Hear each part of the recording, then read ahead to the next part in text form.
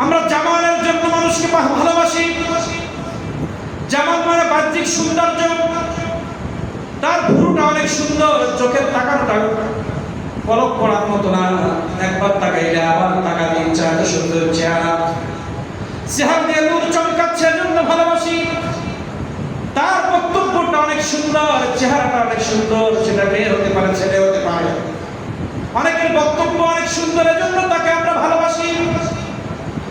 আমার আল্লাহ রাব্বুল আলামিন বললেন, চেহারার জন্য যদি তুমি ভালোবাসতে চাও, জামালের জন্য যদি তুমি ভালোবাসতে চাও, সবথেকে সুন্দর করে আমি মুহাম্মদুর রাসূলুল্লাহকে সৃষ্টি করেছি। সুবহানাল্লাহ। আল্লাহ রাব্বুল আলামিন যত সৌন্দর্য পৃথিবীতে পাঠিয়েছে, সূর্যের মধ্যে কিছু সৌন্দর্য আছে, চাঁদের মধ্যে সৌন্দর্য আছে, মেয়ে জাতির মধ্যে সৌন্দর্য আছে, পুরুষ জাতির মধ্যে সৌন্দর্য আছে, রাস্তাঘাটের মধ্যে সৌন্দর্য আছে, আকাশের মধ্যে সৌন্দর্য আছে, সমুদ্রের মধ্যে সৌন্দর্য আছে, পাহাড়ের মধ্যে সৌন্দর্য আছে। আমি পৃথিবীতে যত সৌন্দর্য দিয়েছি, আমার কাছে 100 ভাগ সৌন্দর্যের মধ্যে 99 ভাগ আলাদা করে রাখছি, আর 1 ভাগ সৌন্দর্যের অর্ধেক আমি ইউসুফ আলাইহিস সালামকে দিয়েছি, আর অর্ধেক সৌন্দর্যের 1 ভাগের অর্ধেক দিয়েছি ইউসুফকে, আর অর্ধেক আমি সমগ্র বিশ্বের সৃষ্টির মধ্যে ছড়িয়ে দিয়েছি। পৃথিবীতে যত যুবতী মেয়েদেরকে আমরা দেখি, পৃথিবীর মধ্যে সুন্দর বক্তাদের যত চেহারা আমরা দেখি, পৃথিবীর মধ্যে যত সৃষ্টির মধ্যে আমরা সৌন্দর্য দেখি, আমার আল্লাহর ঘোষণা 100 ভাগের 1 ভাগের অর্ধেক সৌন্দর্য সিটিপোনা, আর ইউসুফ আলাইহিস সালামের মতো অর্ধেক দিয়েছি, আর 99 ভাগ সৌন্দর্য আমি আমার নবী মুহাম্মদুর রাসূলুল্লাহকে দিয়েছি। সুবহানাল্লাহ। তার প্রমাণ বোঝার জন্য একটু কিছু কথা বলবো। 4টা কারণে মানুষ মানুষকে ভালোবাসে, আর এই 4টা সব আমার নবীর মধ্যে আছে, নবী বাদ দিয়ে কোনো ভালোবাসা চলবে না। এই 4টা বিষয়ে গবেষণা করলে বাড়ি যাওয়ার পরে চিন্তা করবেন কাকে ভালোবাসবেন, কাকে ভালোবাসবেন, আপনার অন্তর কলব স্মৃতি শক্তি সব বলে দিবে। কথা বলছিলাম, কলব যদি ময়লা হয়, 4-5 জন্তুর থেকে আমি আল্লাহর কাছে খারাপ হয়ে যাব, আর কলব যদি ভালো হয়, আমি আল্লাহর কাছে সবথেকে উত্তম জাতিতে পরিণত হব, উত্তম ব্যক্তিতে পরিণত হব। আর কলব সুন্দর করা মেশিন আমার আল্লাহ দিয়েছেন মুহাম্মদুর রাসূলুল্লাহকে সাল্লাল্লাহু। আল্লাহ ঘোষণা দিয়েছেন, কলব পরিষ্কার করার একটা মেশিন আমি আসমান থেকে পাঠাইলাম, একটা নূর পৃথিবীর জগতে পাঠাইলাম, যার আদর্শ, যার সুন্নাত, যার ইত্তেবা ছাড়া কলবের ময়লা দূর করা সম্ভব নয়। তার আদর্শ, তার চরিত্র, তার সৌন্দর্যের বাইরে যদি তোমরা চলো, কলবে ময়লা পড়বে। মহান আল্লাহ রাব্বুল আলামিন ঘোষণা দিয়ে 99 ভাগ সৌন্দর্য দিয়ে মুহাম্মদকে সৃষ্টি করেছি। এর দলিল কি? ইউসুফ আলাইহিস সালামের জামানায় আপনারা ঘটনা জানেন, 12 জন যুবতী, সুন্দর যুবতী ইউসুফ আলাইহিস সালামের চেহারার দিকে তাকিয়ে দেখতেছেন আর লেবু কাটতেছেন, চেহারার মায়ায় পড়ে লেবু কাটতে গিয়ে হাত কেটেছে, তারা টের পায় নাই। এই ঘটনা যখন আয়েশা রাদিয়াল্লাহু তাআলা আনহার কাছে বর্ণনা করা হয়েছে, আয়েশা রাদিয়াল্লাহু তাআলা আনহা বলছেন, হে সাহাবায়ে কিরাম, হে পৃথিবীর মানুষ, তোমরা আজকে ইউসুফ আলাইহিস সালামের ঘটনা বলতেছো, আমি আয়েশা আজকে বর্ণনা করি, ওয়াজ করতেছি, তোমরা শোনো। ওই ইউসুফ আলাইহিস সালামের চেহারা থেকে যে 12 জন যুবতী তাদের হাত কেটে ফেলেছিল, আমার স্বামী, আমার নবী মুহাম্মদুর রাসূলুল্লাহকে তারা যদি আপনাদের দেখতো, তাদের কলিজা ছিঁড়ে দেখতো, তারা টের পাইতো না। সুবহান। এটা হচ্ছে আয়েশা রাদিয়াল্লাহু তাআলার বক্তব্য। সুমাইয়া রাদিয়াল্লাহু তাআলা আমার নবীর চেহারার দিকে একবার তাকিয়েছে, ভালোবাসা, একবার আমার নবীকে ভালোবাসার নজরে দেখার কারণে আবু জেহেল তার কলিজা কেড়ে নিয়েছে, তার ইজ্জত নষ্ট করেছে, তাকে হত্যা করেছে, কিন্তু নবীর চেহারা তার নজরের মধ্যে থাকার কারণে ওই তলোয়ার, তীরের আঘাত সে আঘাত মনে করে নাই। সুবহান। ইউসুফ আলাইহিস সালামকে দেখে যারা হাত কেটেছিল, তারা ইমানদার ছিল না, ইহুদি ছিল, খ্রিস্টান ছিল, বেঈমান অবস্থায় হাত কেটেছে। আর আমার নবীর চেহারা দেখে যারা কলিজা দিয়েছে, তারা ঈমান আনছে, আবার জীবন দিয়েছে। আমির হামজা আমার নবীজির চেহারা দেখে ঈমান আনছে, কলিজাও দিয়েছে। আমার নবী যারা দেখেছে তারা ঈমানের সাথে জীবন দিয়েছে। আর ইউসুফ আলাইহিস সালামের দেখে যারা হাত কাটছে তারা শুধুমাত্র হাত কাটছে বেঈমান অবস্থা। ঠিক। আমার নবীর চেহারা দেখে প্রেম হতে গেলে কি লাগবে? ঈমান লাগবে। এজন্য আল্লাহ তাআলা বলেছেন, আমি পৃথিবীর কোন নিয়ামত দিয়ে তোদেরকে অনুগ্রহ করি নাই, আমার নবীকে দিয়ে বড় অনুগ্রহ করেছি। আর এই অনুগ্রহটা এমন ভাবে আল্লাহ তাআলা নাযিল করেছে। আল্লাহ তাআলা বলছে, আমি ইহুদিদেরকে, আল্লাহ তাআলা কোরআন মাজিদের ব্যাপারে বলছে, হুদাল লিন-নাস, সমগ্র পৃথিবী তুই হতে পারিস ইহুদি, খ্রিস্টান, বৌদ্ধ, হিন্দু, তুই যে ধর্মের হোস, তুই কোরআনের ছায়াতলে আসলে হেদায়েত পাবি। সব দল মত নির্বিশেষে, ধর্ম বর্ণ সব ডিভাইডেড ভুলে গিয়ে আমি সবার জন্য কোরআন মাজিদ নাযিল করেছি। আর নবীকে শুধুমাত্র ঈমানদারের জন্য নাযিল করেছি।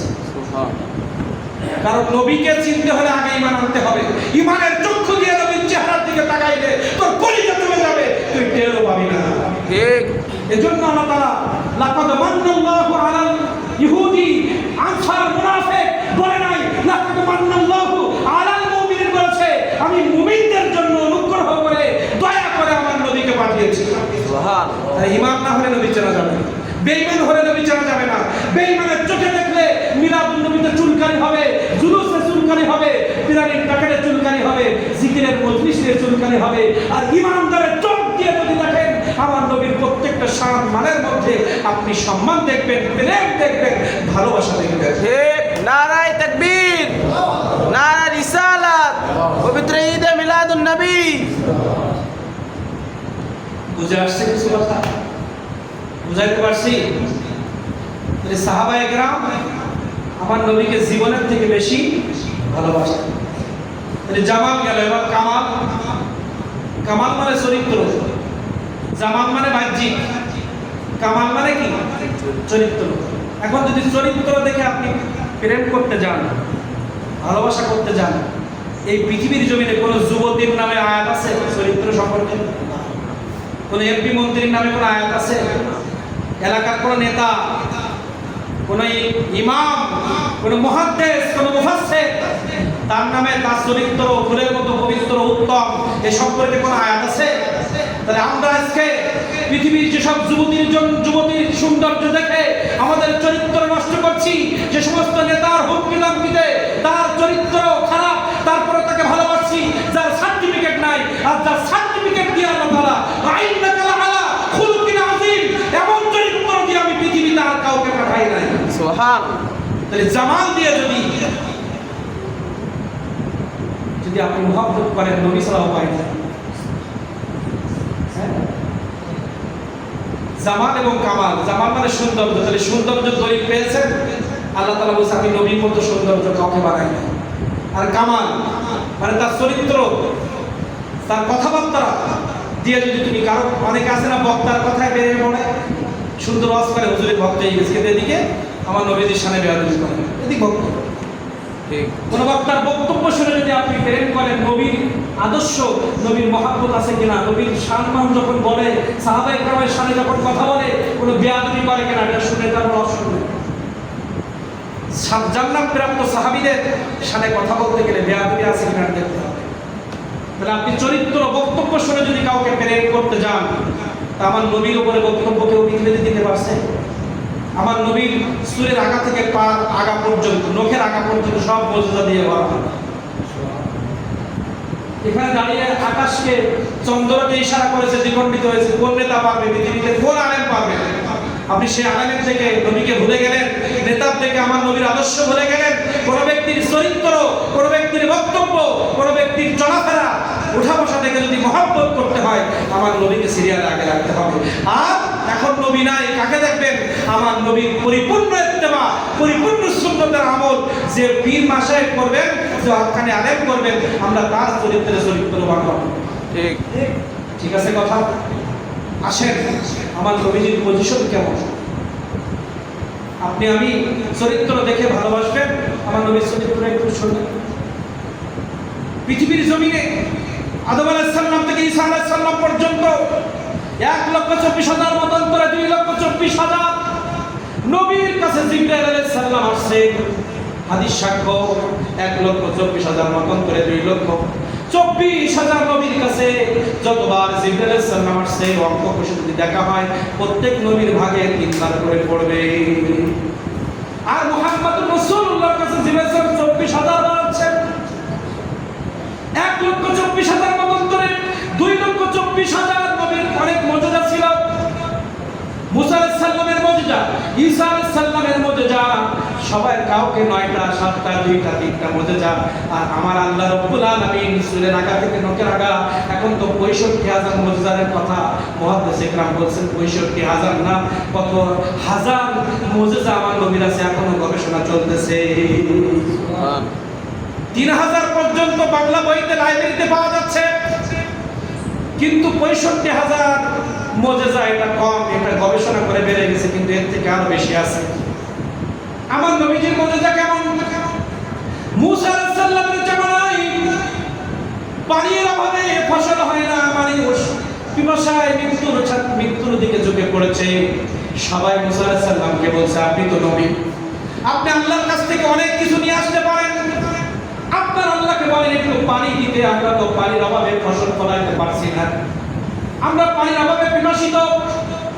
আল্লাহ রাব্বুল আলামিন বলেন, মুসা তোমার যে লাঠিটা শ্বশুর বাড়ি থেকে তুমি ফাদিয়া পেয়েছো, ওই লাঠিটা একটু পাথরের গায়ে আঘাত করো।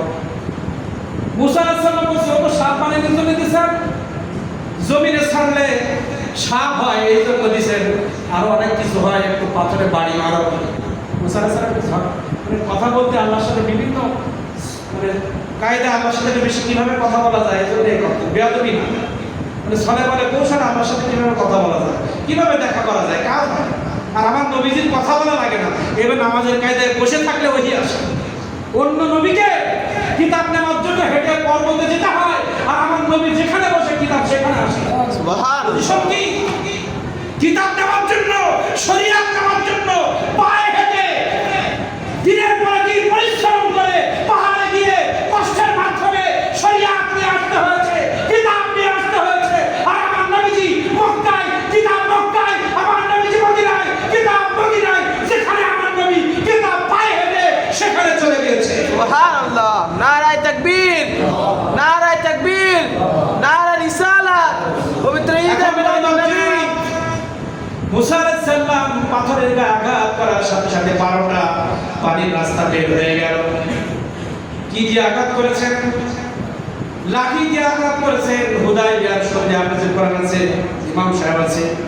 হুদায়বিয়ার যুদ্ধের সময়, যুদ্ধের ময়দানে সাহাবায়ে কেরাম এসে বলছে, আল্লাহর রাসূল যত পানি এনেছিলাম সব শেষ হয়ে গেছে, পানির তৃষ্ণায় কলিজা থরথর করে কাঁপছে, জানটা বেরিয়ে যাবে। আমার নবীজি বলছেন, পাত্রগুলো আমার সামনে নিয়ে আসো। প্রত্যেক পানির পাত্রগুলো আমার নবীজির সামনে আনা হলো। আমার নবী মুহাম্মদুর রাসূলুল্লাহ সাল্লাল্লাহু আলাইহি ওয়াসাল্লাম প্রত্যেক পাত্রগুলো এভাবে উপর করে দেখে, এক ফোঁটা পানি নাই। সাহাবীদেরকে বললেন, ধরো আমার সামনে। লাঠি দিয়ে মুসা আলাইহিস সালাম পাথর থেকে পানি বের করলেন। আমার নবীজি 5টা আঙুল এইভাবে ধরলেন, 5টা আঙুল দিয়ে অঝরে ঝর্ণার মতো পানি ঝরতে আছে। প্রত্যেকটা পাত্র পানি দিয়ে ভরপুর হয়ে গেছে। সুবহানাল্লাহ। কোনো কিছু ব্যবহার করা লাগে না, পুরো বডি মুজিজা, পুরো বডি মুজিজা। ইব্রাহিম আলাইহিস সালাম যখন আগুনের মধ্যে ফেলা হয়েছিল, আল্লাহ রাব্বুল আলামিন বললেন, আমার ইব্রাহিমের গায়ে যেন কোনো আগুন না লাগে। আর আমার নবীজির মুজিজা, আগুন গায়ে লাগে না, এটা আমার ইব্রাহিম আলাইহিস সালামের মুজিজা। আর আমার নবীজি আনাস রাদিয়াল্লাহু তাআলা যিনি 10 বছর আমার নবীজির খেদমত করেছেন, এই আনাস রাদিয়াল্লাহু তাআলা ওর বাড়িতে মেহমান আসছে। মেহমান আসার পরে দস্তরখানা বিছায় দিয়েছে। হঠাৎ আনাস রাদিয়াল্লাহু তাআলা দেখলেন দস্তরখানার মধ্যে ময়লা, হট করে হাত দিয়ে ধরে চুলার মধ্যে ফেলে দিলেন। কিছুক্ষণ পর চুলার থেকে উঠে একটা ঝাড়া দিয়ে দস্তরখানা বিছায় দিলেন। মেহমান বলছে, এত ময়লা, এখন দেখি নতুন কাপড় হয়ে গেছে, চুলায় দিলে পড়লো না কেন? আনাস রাদিয়াল্লাহু বলছেন, আমার নবী মুহাম্মদুর রাসূলুল্লাহ আমার বাড়িতে একদিন মেহমান হয়ে আসছিলেন। খানা খাওয়ার পরে এই কাপড়ের মধ্যে হাত মুছেছিলেন। আমি এই কাপড়টা যত্ন করে দস্তরখানা হিসেবে ব্যবহার করি। আমার নবী কারীম সাল্লাল্লাহু আলাইহি ওয়াসাল্লামের একটু হাতের ছোঁয়া লাগার কারণে একটু কাপড় কাপড়ে পড়ে না। মুজিজা কথা শুনলেন। মা আয়েশা রাদিয়াল্লাহু তাআলা রুটি বানাচ্ছেন মেহমানদের জন্য। রাসূল আকরাম সাল্লাল্লাহু আলাইহি ওয়াসাল্লাম এসে দেখে মা আয়েশা রুটি বানাচ্ছে, বলে আয়েশা শোনো আমি একটু বলি, তোমার অনেক কষ্ট হয়েছে, যুদ্ধের ময়দান থেকে দাওয়াতের কাজ করে বাড়িতে আসছে, স্ত্রী কাজ করতেছে দেখে তিনি সহযোগিতা করলেন। এটা আমার নবীর আদর্শ। আর আমার স্ত্রীরা বাড়িতে সারাদিন কত কষ্ট করে, আমরা বাড়ির বাইরে থেকে এসে খাওয়ার যদি রেডি না পাই কত ভাষায় তাদেরকে গালিগালাজ করি। একবারও জানতে চাই না তোমার শরীরের মধ্যে জ্বর হয়েছে নাকি, তোমার পেটের মধ্যে কোনো ব্যথা হয়েছে নাকি। একটা মেয়ের কত অসুবিধা আপনি আমি জানি না। সন্তান লালন করতে হয়, রান্না করতে হয়, বা বাড়ি ঘর পরিষ্কার পরিচ্ছন্ন করতে হয়, আমরা বাড়ি এসে খাবার রেডি না হলে গালিগালাজ করি। আমার নবী বাইরে থেকে ক্ষুধার্ত অবস্থায় বাড়িতে আসছেন। আয়েশা রাদিয়াল্লাহু তাআলা রুটি বেলতেছেন, মা আমার নবীজি বললেন আমি একটু বেলে তোমাকে সহযোগিতা করি। এই আমার নবী রুটি বেলে উনি মেহমানদের সাথে কথা বলতে গিয়েছেন, বলে এবার দাও রেডি করো খাবার। বলে রুটি তো আমি যে কটা বেলছিলাম সেই কটা ছাড়া আর হয় না, আমি যেগুলো বেললাম সেগুলো কোথায় গেল, এটা তো মেহমানদারি হবে না। মা আয়েশা রাদিয়াল্লাহু তাআলা বলছেন, হে আল্লাহর নবী আমি যেটুকু গরম দিয়েছিলাম সেটুকু শুধু গরম হয়েছে, আপনি নবী মুহাম্মদুর রাসূলুল্লাহ আপনার হাত দিয়ে যে কয়টা রুটি আপনি তৈরি করে গেছেন, যতবার চুলার মধ্যে দিয়েছি পড়তেছে না। সুবহানাল্লাহ। আগুন আমার নবীর হাতের ছোঁয়া লাগছে আটার মধ্যে, আগুন বলে আমার ক্ষমতা নাই নবীর এই ছোঁয়ায় গিয়ে আমি আঘাত করব।